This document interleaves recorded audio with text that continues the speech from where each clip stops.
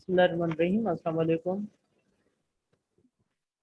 आज का हमारा लेक्चर ट्रेडमार्क जो सीरीज हमने स्टार्ट की है उसी को ही कंटिन्यू करेंगे। लास्ट लेक्चर में हमने जनरलाइज्ड ट्रेडमार्क तक पढ़ा था।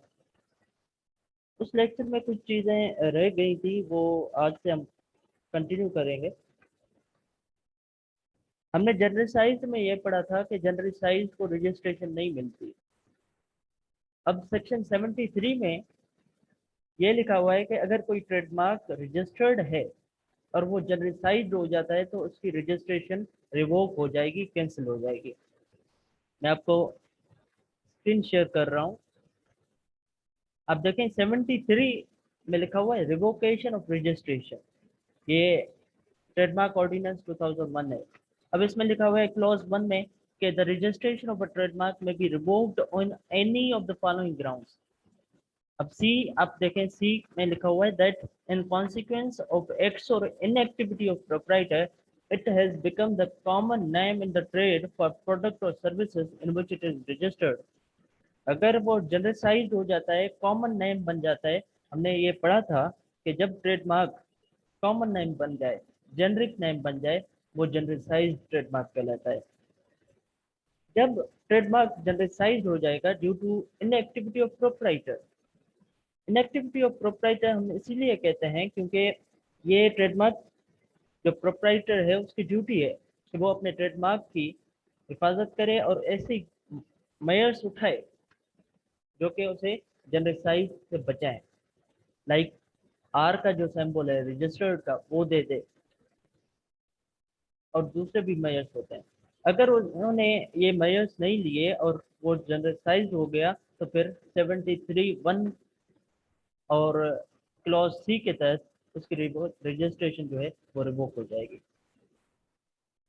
अब हम कुछ डेफिनेशंस पढ़ते हैं जिसमें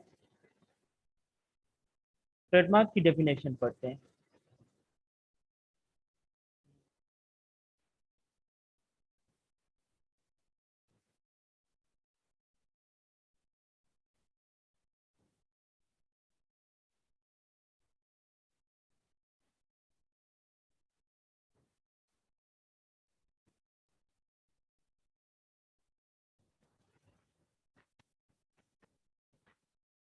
यहाँ पे 47 क्लॉज में लिखा हुआ है trademark means any mark capable of being represented graphically which is capable of distinguishing goods or services of one undertaking from those of other undertaking। मैं आपको यहाँ पे ये जरूरी समझता हूँ कि आपको बताऊं कि ट्रेडमार्क का जो एसेंशियल फंक्शन है वो ये है कि वो कैपेबल हो distinguishing goods, it should be capable of distinguishing goods or services from one undertaking to other undertaking। और ट्रेडमार्क के लिए ये जरूरी है कि वो ग्राफिकली रिप्रेजेंट हो सके। अब हम पढ़ते हैं ग्राफिकल रिप्रेजेंटेशन है क्या, क्योंकि यहाँ पे लिखा हुआ है any mark capable of being represented graphically. जो ग्राफिकली रिप्रेजेंट नहीं हो सकता वो ट्रेडमार्क भी नहीं हो सकता। तो हम स्लाइड पे चलते हैं और ग्राफिकल रिप्रेजेंटेशन को पढ़ते हैं।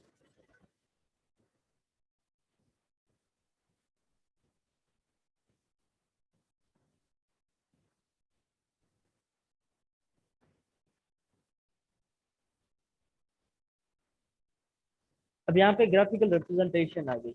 ग्राफिकल रिप्रेजेंटेशन के लिए यहाँ पे जो नीचे 8 पॉइंट्स दी गई हैं, या हम इसे कहें कि इस टेस्ट में से अगर वो गुजरेंगे वो मार्क्स, तो वो ग्राफिकल रिप्रेजेंट हो सकते हैं।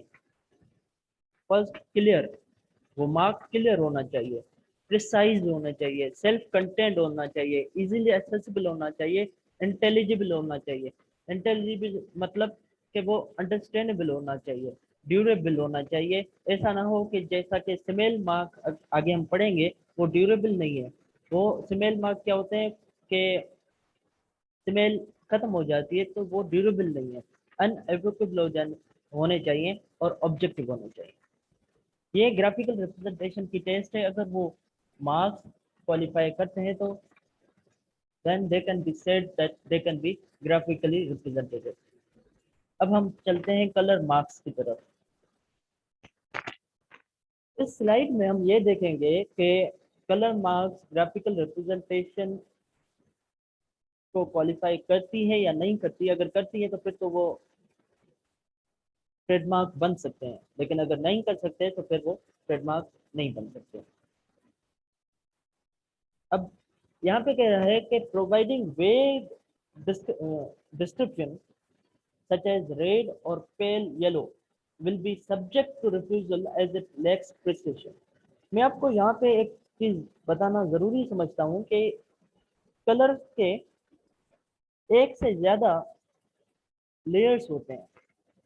अब अगर हम कहें कि रेड कलर हमारा ट्रेडमार्क है, तो रेड कलर तो पता नहीं कितने लेयर्स हैं उसके। मैं आपको लेयर्स दिखाना चाहता हूँ।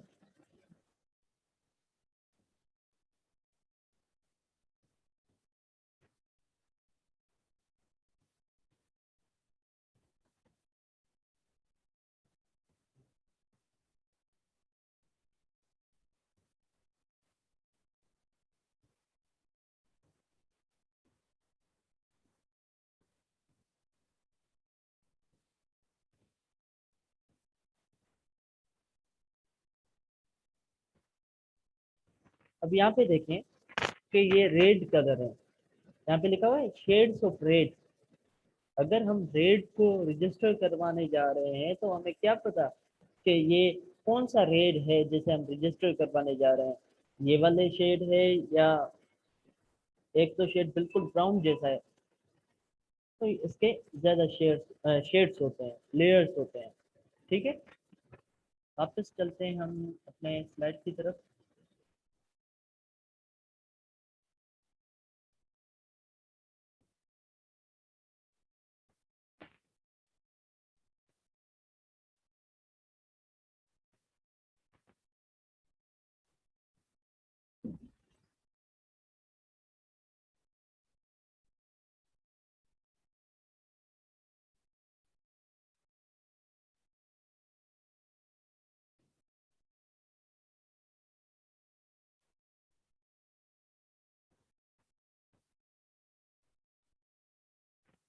ठीक है, provided sample providing samples also fails as sample doesn't satisfy the durability requirement.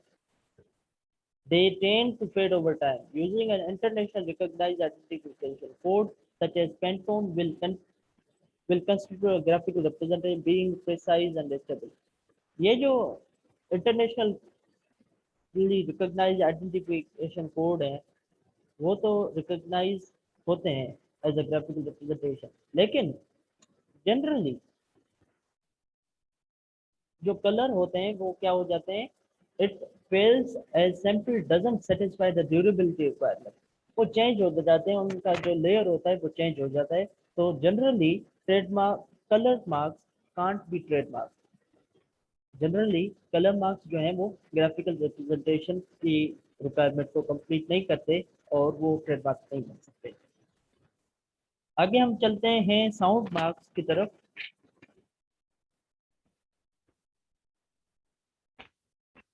अब sound mark consider the case where an applicant states the mark consists of a sound of a dog barking।